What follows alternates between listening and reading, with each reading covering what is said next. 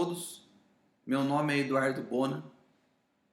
Eu vou trabalhar com vocês agora um conceito chamado Getting Real, caindo na real. Espero que vocês gostem muito do assunto e leiam muito mais sobre ele, que é basicamente baseado em um livro que já foi escrito há muito tempo, há mais de 10 anos. Não tanto quanto outros que existem sobre metodologias de projeto, mas relativamente não é um livro novo. E o conceito é muito atual para os dias de hoje, como a gente está, e desenvolvimento contínuo e etc. Eu sou formado em sistemas para a internet, tenho pós-graduação em banco de dados, já programo há mais de 16 anos, mas especificamente na linguagem PHP há mais de 10.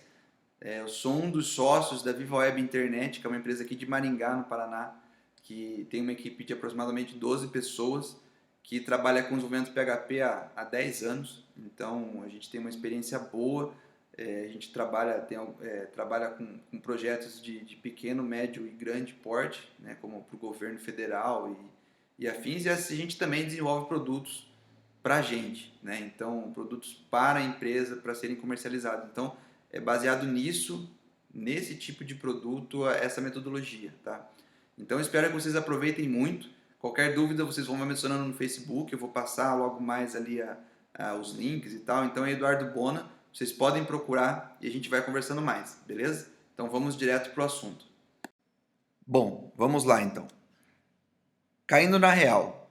Essa palestra é baseada no livro Getting Real, tá? O livro Getting Real ele foi desenvolvido por uma empresa chamada 37 Signals, que é uma empresa que trabalha com desenvolvimento web, que criou o Ruby on Rails, tá?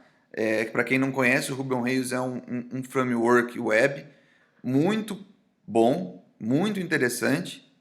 Quem não conhece, eu recomendo que dê uma olhada, pelo menos em entender qual é a história dele, como ele funciona, como ele se comporta, quais são os diferenciais dele.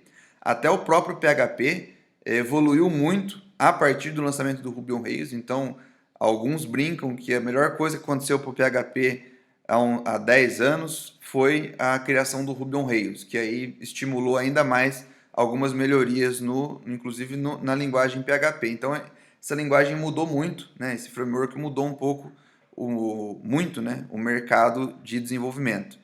Essa empresa, a partir de 2004, ela passou a se chamar Basecamp, que é o nome do próprio produto. Então, como o produto que eles lançaram, um dos produtos que eles lançaram fez muito sucesso, eles acabaram alterando o nome da empresa, quer dizer, a empresa não passaria mais a desenvolver produtos e passaria a cuidar somente desse principal produto deles.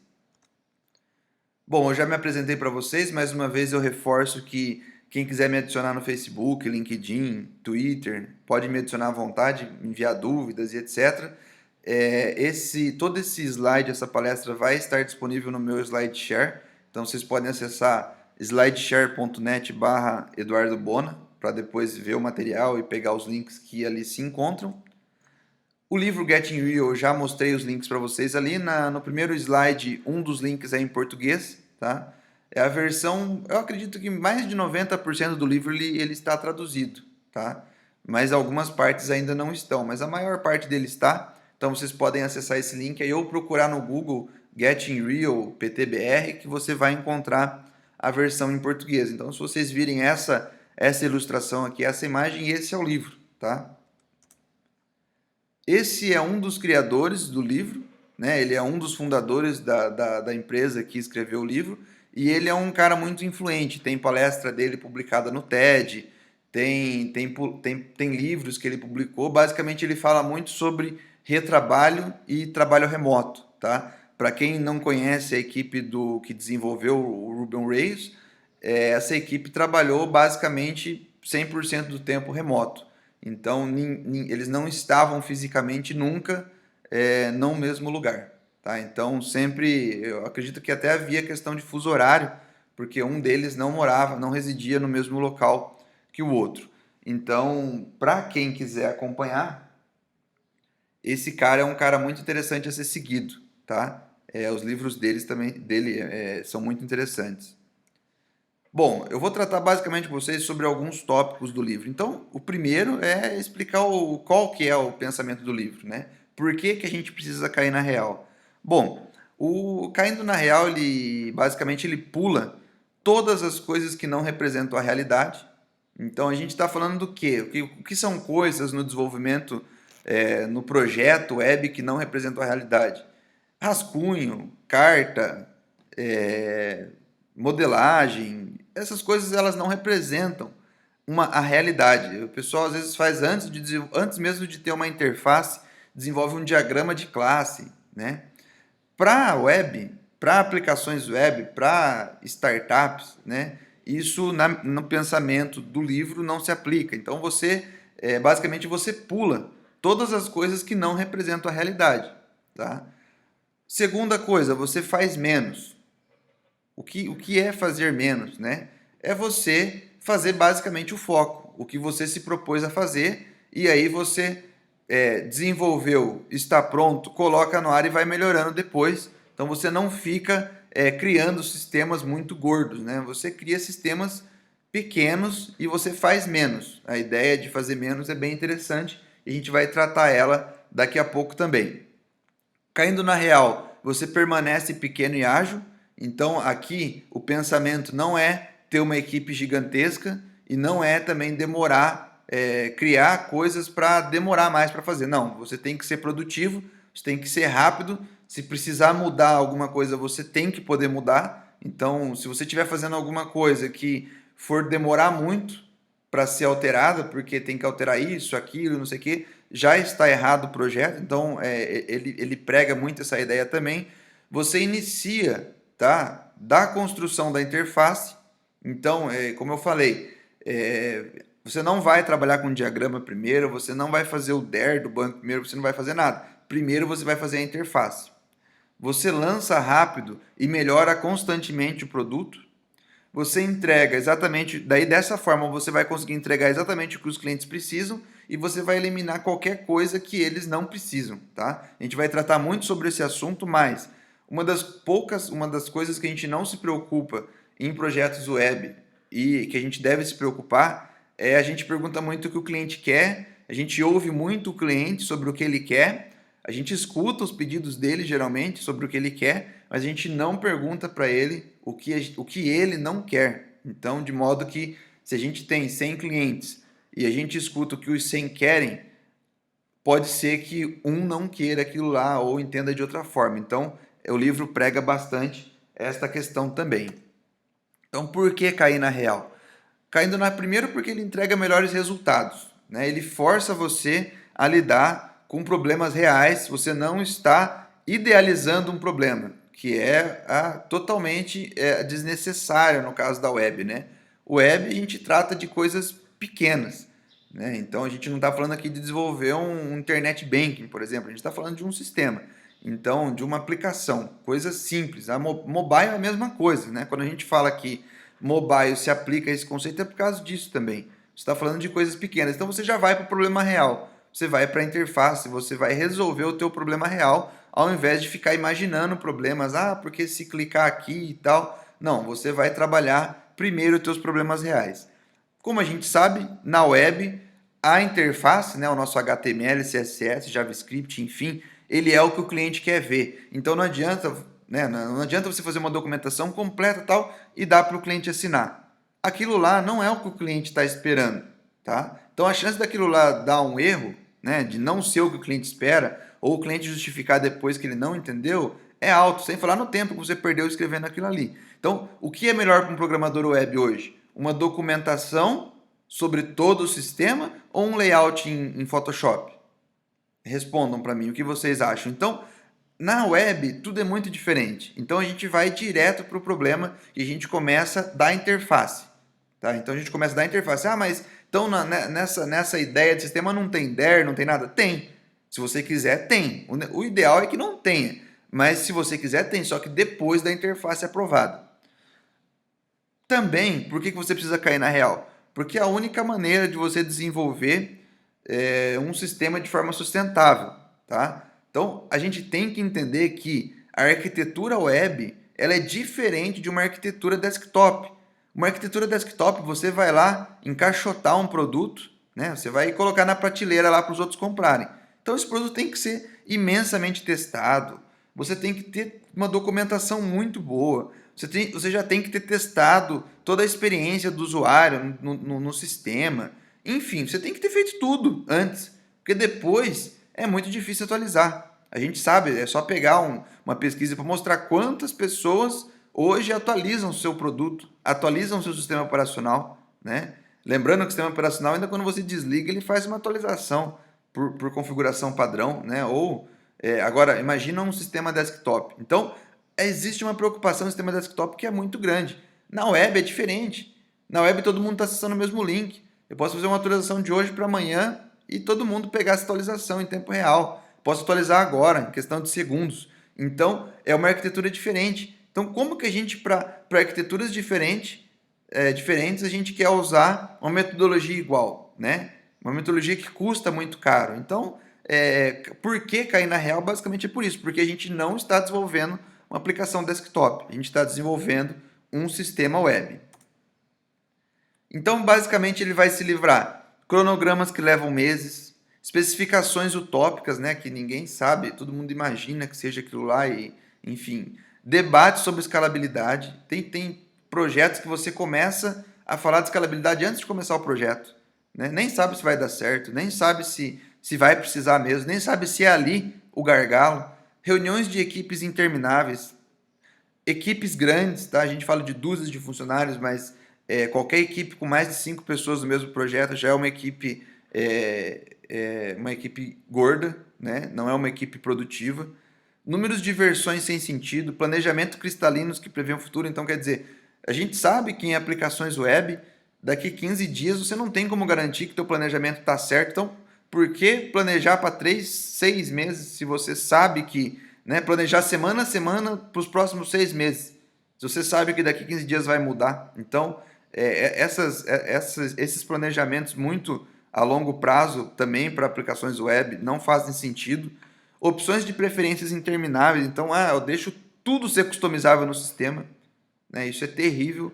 Suporte terceirizado, testes de usuários irreais, papelada inútil, tá? E hierarquia de cima para baixo, que é aquela hierarquia que você não tem a participação dos desenvolvedores e eles, na verdade, os desenvolvedores exercem um papel só de desenvolvimento, né? Ou seja, alguém manda e ele obedece. Então, essa hierarquia também ela é cortada aqui né, nessa metodologia caindo na real. Todo mundo precisa de um objetivo para escrever alguma coisa, né?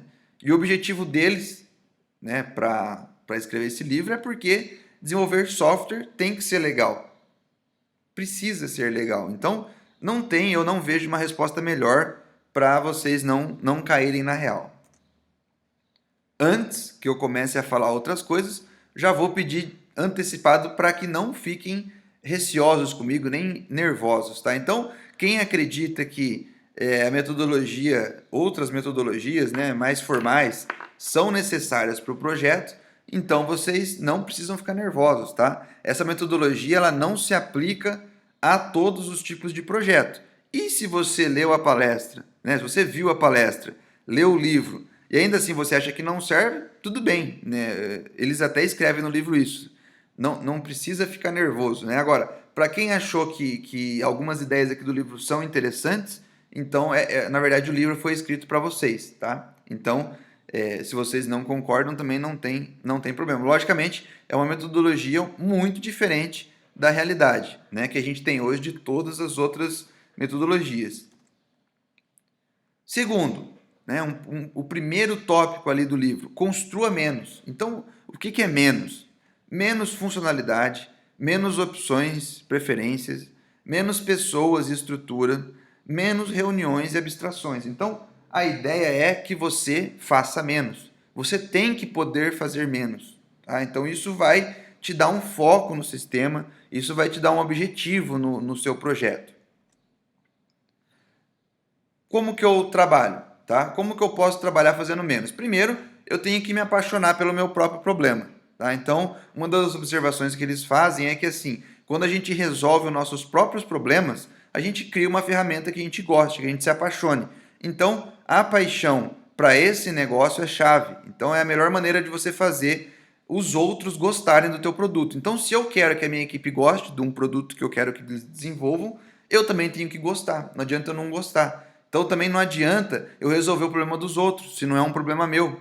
Então, se eu estou resolvendo um problema meu, eu vou conseguir fazer críticas e todo mundo vai entender esse problema muito melhor, tá? Se a gente tem experiência nesse problema. Então, geralmente as pessoas querem resolver o problema dos outros. E tem tanto problema nosso para a gente resolver. Então, a ideia é de você ser apaixonado pelo seu próprio problema. Né? Lembrando que eles criaram o Ruby on Rails para eles serem mais produtivos, por exemplo. Então, eles definiram um problema e resolveram um problema deles.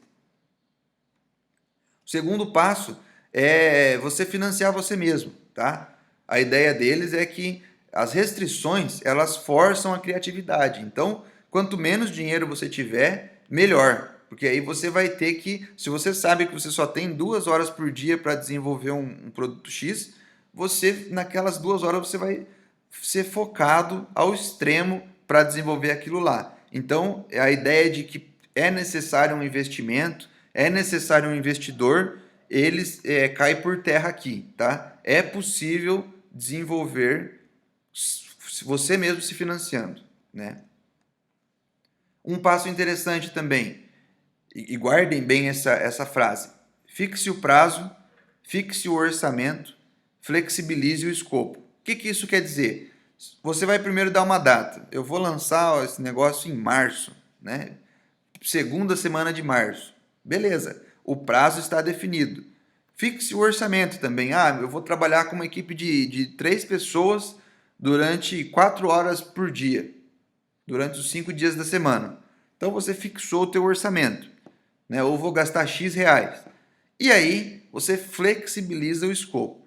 Se não vai dar tempo de entregar no prazo X, porque a funcionalidade Y não está pronta, então você verifica a possibilidade de ou diminuir a funcionalidade Y ou de tirar ela. Mas você entrega no prazo e você força o orçamento. Então você não mexe no orçamento nem no prazo, tá? Abandone o escopo. Essa é uma outra ideia, porque, né, a frase que eles usam no livro é importantíssima. É melhor fazer um produto meia boca, tá? Aliás, é melhor fazer um meio produto do que um produto meia boca. O que a gente faz geralmente trabalha, né, que nem o pessoal diz, acaba levando nas coxas algumas coisas e faz um produto meia boca.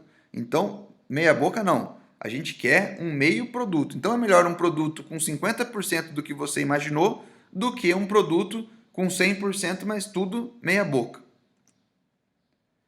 Outra coisa, você precisa ter um inimigo, né? Então a ideia de ter um inimigo é o quê? Quando você inicia o teu projeto, você escrever o que você não quer que ele seja. Ou seja, você está lutando contra quem, né? Então, vamos supor que eu estivesse desenvolvendo um CMS, tá? E eu falo, bom, eu não quero que ele seja, eu quero que ele consiga me atender muito melhor e sem tanta complexidade como, vou usar um exemplo aqui do PHP, o Drupal, né? Que é um framework muito customizável, a arquitetura dele é interessante, uma arquitetura em nós, mas em algumas situações um pouco complexos para quem está iniciando o desenvolvimento agora. Então, esse é meu inimigo, né? Eu não quero que ele seja complexo e eu quero que ele seja tão fácil de usar quanto o Drupal. Então, esse é o meu objetivo.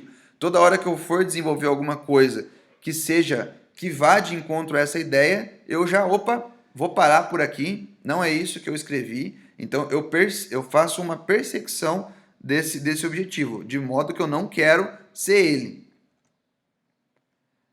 A sua paixão ou não, né, ou a falta dela, vão aparecer. Então, se a gente primeiro falou de ser apaixonado pelo problema. Agora a gente está falando aqui de gostar do que faz, né?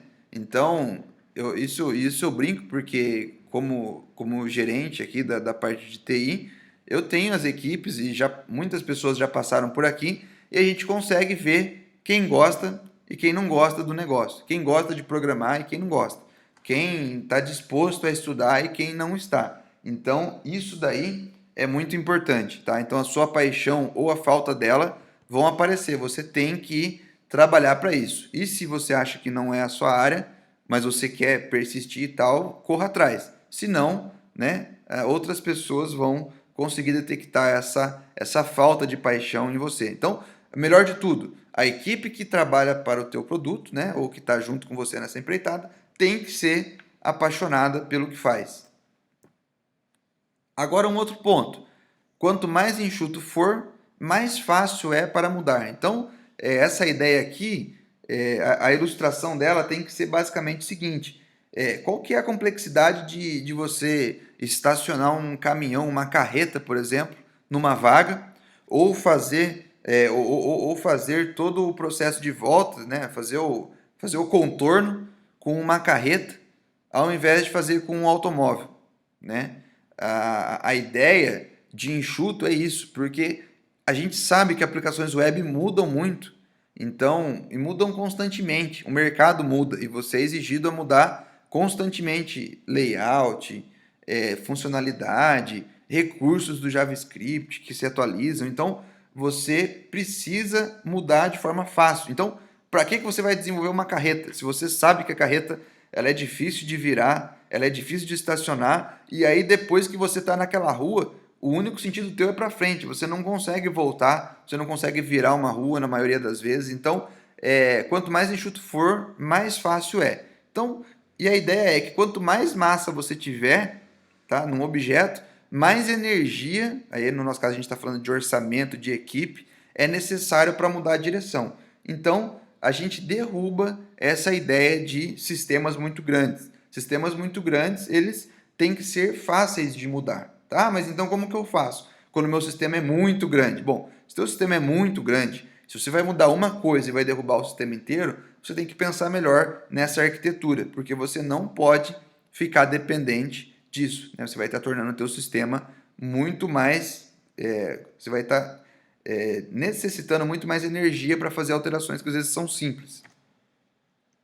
A massa, ela aumenta com o quê? Bom, ela aumenta com contrato de longo prazo, ela aumenta com o número de pessoas em excesso, ela aumenta com decisões tomadas anteriormente de forma permanente, ela aumenta com reuniões e mais reuniões e mais reuniões, ela aumenta com processos burocráticos, ela aumenta com tecnologias que você define e você não deixa em aberto, e ela aumenta com o passado mandando no futuro, então coisas anteriores ali acontecendo e mexendo no teu futuro, e ela aumenta com políticas também, né? E mais políticas, enfim. Então ela aumenta com tudo que é relacionado a processo e a documentação, ela aumenta.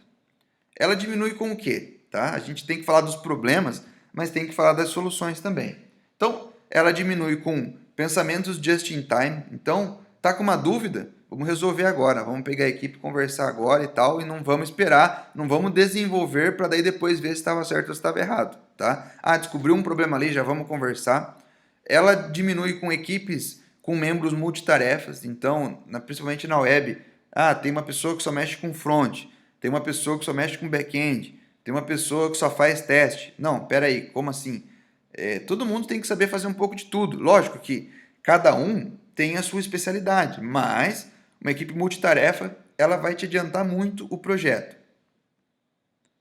Você entender que possui limitações e não aumentar, tá? Então você tem que entender primeiro que você tem a limitação de equipe, você tem uma limitação de tempo e você tem um prazo que é limitado, né? A gente não trabalha com prazo com sobrando tempo, a gente trabalha com prazo faltando tempo. Então você tem que abraçar isso. Não é um problema, tá?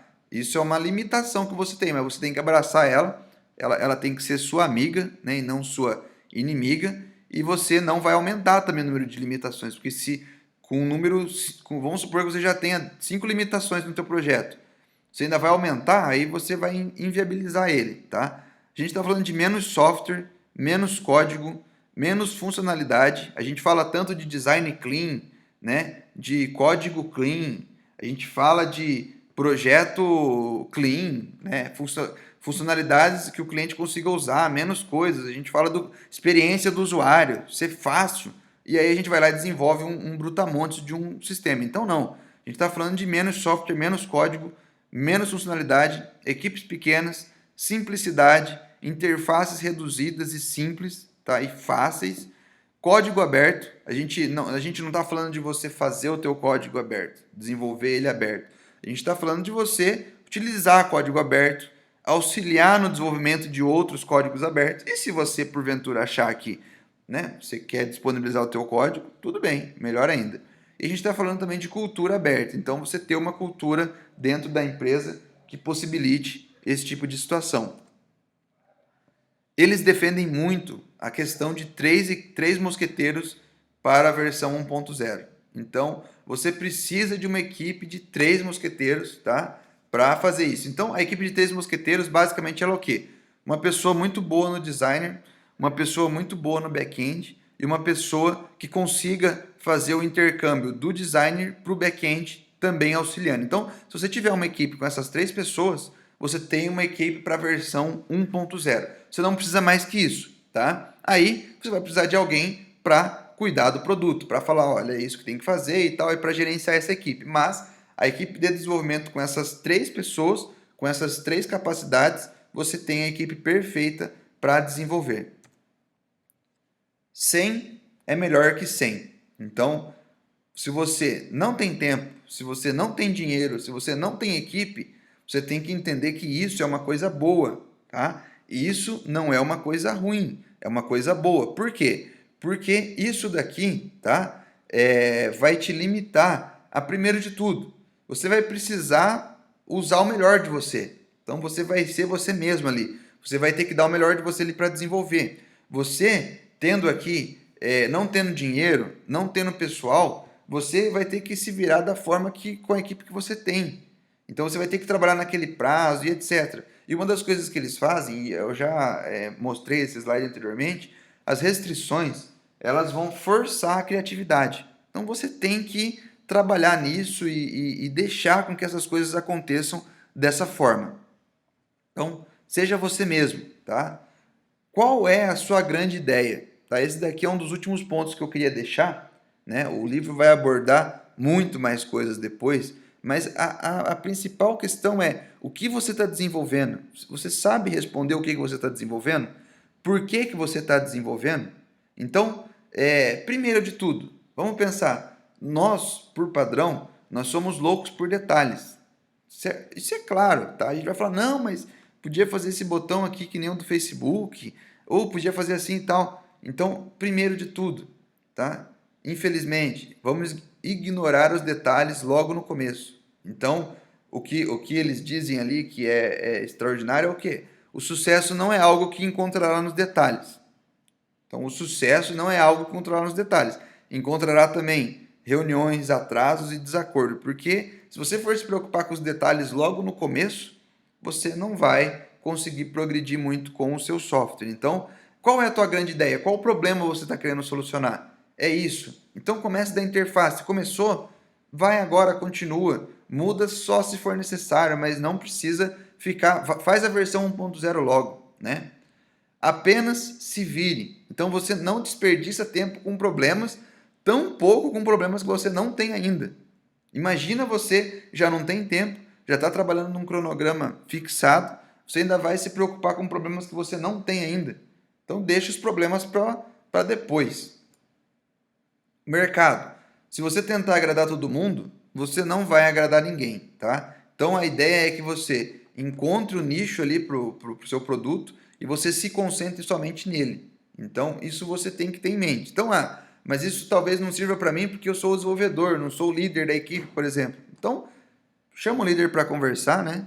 Mostra aqui uma ideia para ele e vamos focar. Todo mundo cobra foco de todo mundo, mas daí na hora de desenvolver, você não tem que ter foco, você tem que ficar mudando toda hora. Então, não. Vamos trabalhar focado. Outra ideia muito importante que hoje se fala muito de escalabilidade.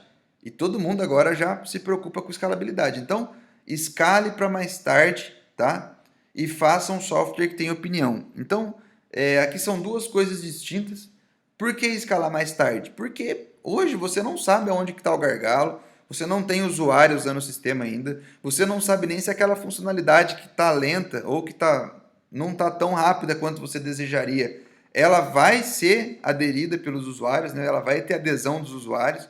Você nem sabe se ela vai existir daqui a um mês. Então, vá com calma, vá entendendo as coisas por partes e trate a escalabilidade depois. Desenvolva primeiro e escale depois. Tem gente que começa a escalar agora, aí no meio do projeto já mudou, aí tem que escalar de novo. Então, muito complicado trabalhar dessa forma.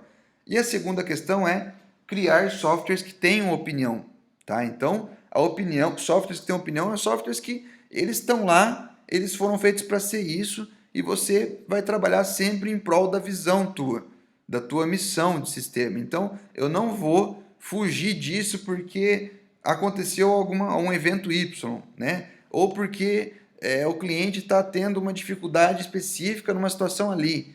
Né? É só esse cliente, não é? Existem várias coisas que você tem que analisar antes de você ficar mexendo. Então, software que não tem opinião é aquele software que tudo que acontece, você vai atrás, né? Imediatamente vai atrás de uma outra situação.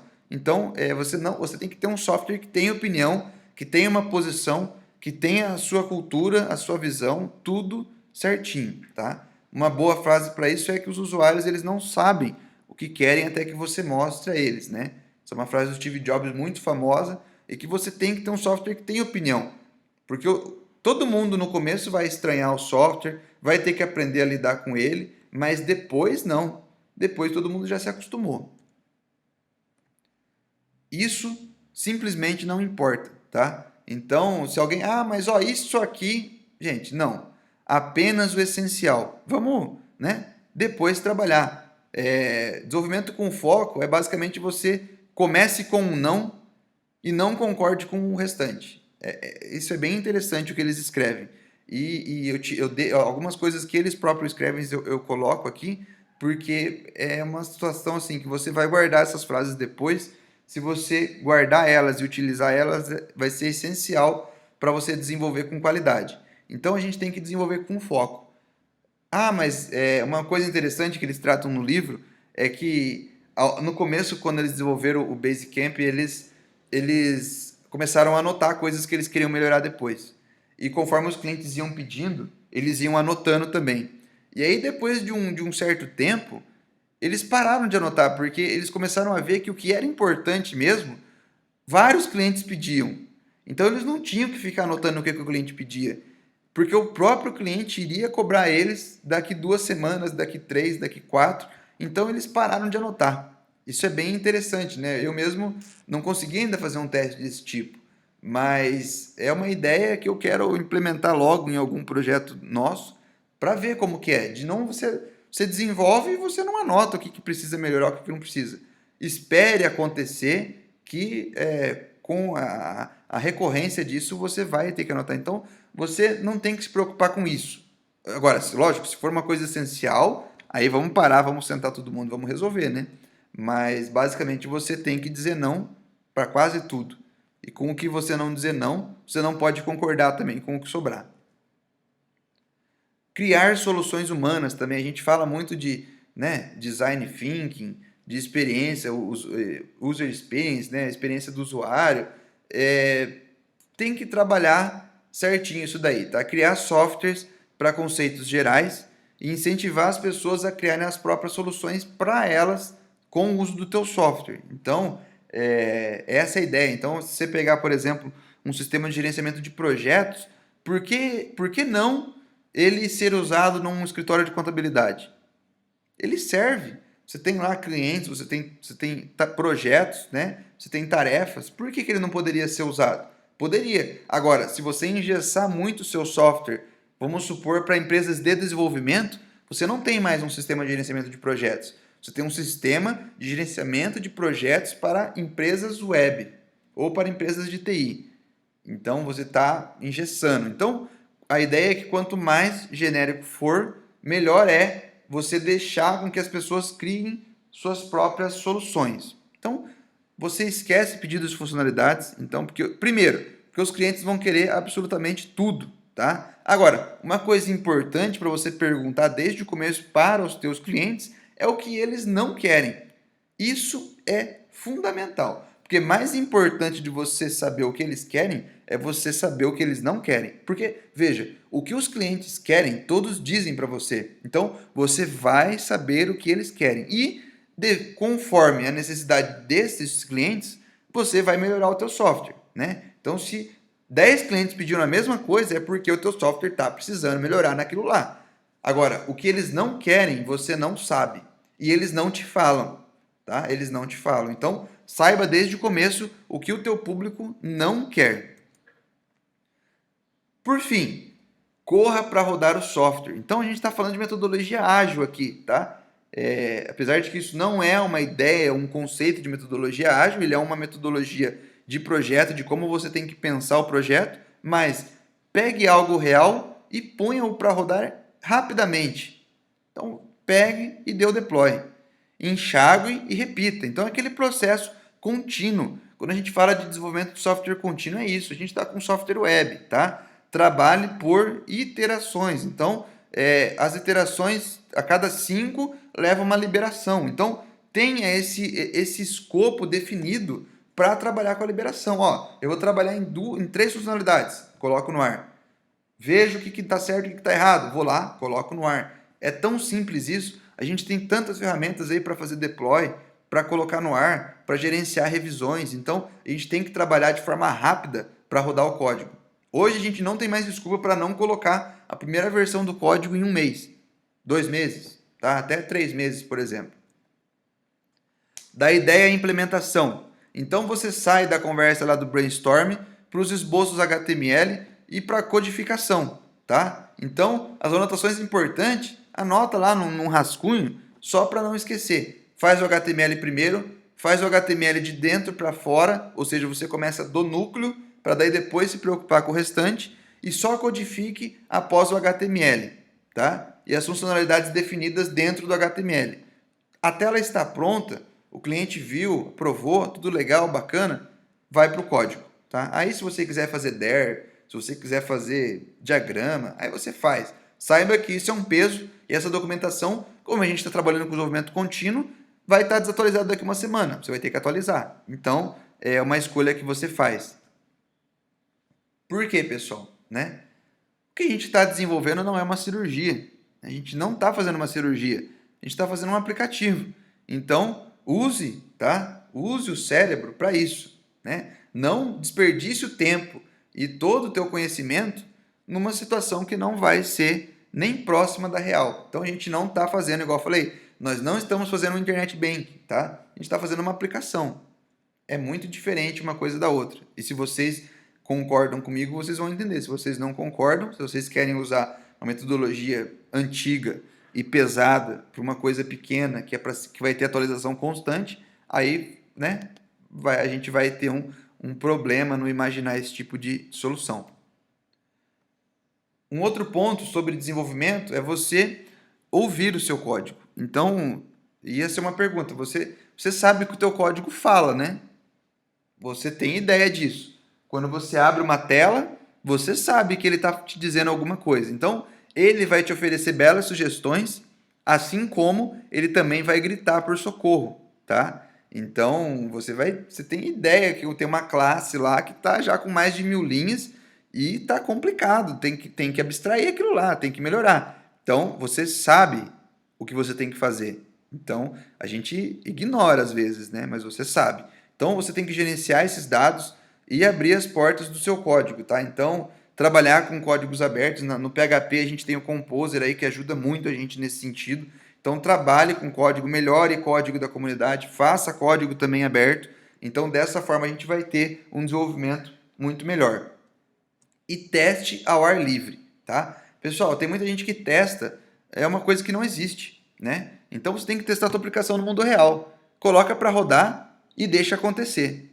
Vai dando erro, gerencia os erros, né? Então, ó, aconteceu um erro ali, peraí, deixa eu ver, vou lá e arrumo.